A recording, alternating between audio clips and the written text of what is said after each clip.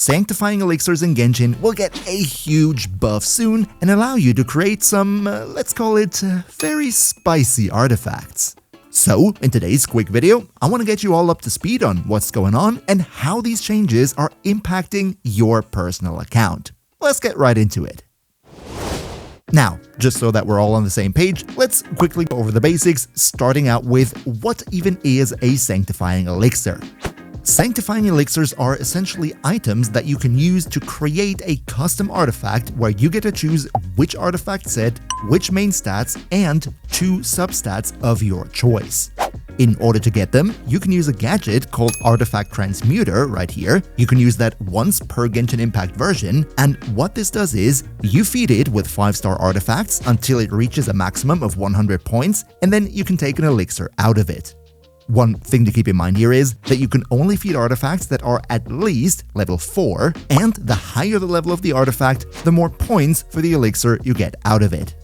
Now, one more thing that I should mention here is that not all types of artifacts cost the same amount of elixirs. For example, a flower or a feather only cost 1 sanctifying elixir to create. However, if you want to make a sans, they'll already cost you 2, 3 for a circlet, and you need a whopping 4 sanctifying elixirs to craft a goblet of your choice. But alright, so much for the basics, but what now is the big change that makes Sanctifying Elixirs so much more viable going forward? See, earlier today, the Genshin developers released their current developer discussion, and in that, they said that in the future, those 2 substats that you can choose when creating an artifact, going forward, you are guaranteed that when you level up the created artifact, you will at least get 2 rolls into either of them. So, for example, if you choose crit rate and crit damage as substats, then once your artifact is level 20, you're guaranteed to either have 2 rolls in the crit rate, 2 rolls in the crit damage, or 1 roll into each.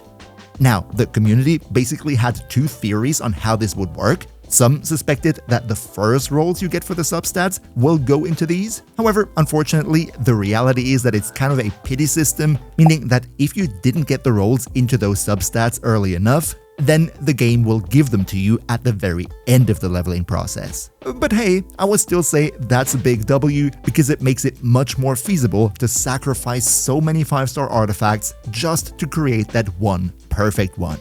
But what do you think about the changes? Let us know in the comments down below. But before we end the video and call it a day, I also want to give you a couple of tips that help you make much better choices when creating your custom artifacts. First and foremost, and this is probably the most important one too, remember how I said when you create the Sanctifying Elixir, you can only feed 5-star artifacts that are at least level 4? Well, the important thing here is, please also only use artifacts that are level 4. Yes, it is true that artifacts with higher levels will give you more points for the progress, but if you factor in how much artifact experience it needs to get those artifacts that high, you will see that it is most efficient if you only use level 4 artifacts and nothing higher. Otherwise, you would basically waste experience. As for crafting your artifact of choice with the elixirs, when it comes to that, you should usually focus on your goblet. Because of the fact that the goblet can have so many different main stats with all the different elemental damage bonuses, that means that by default it is very unlikely that you get the main stat of your choice for the artifact set that you're working on with great substats. Usually that's not going to happen, which is why the Sanctifying Elixirs are perfect for this case.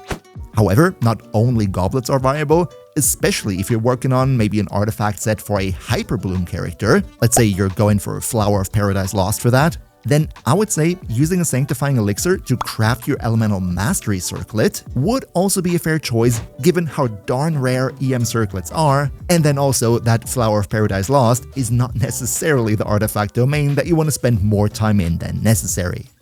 And finally, in case you already have a perfect goblet on your character, you might also consider maybe crafting a sans from elixirs because the price for a sans is relatively low with just 2 elixirs.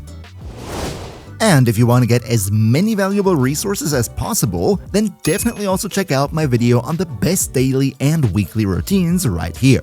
We see each other, hopefully in the next one, and until then, as always, travel smart.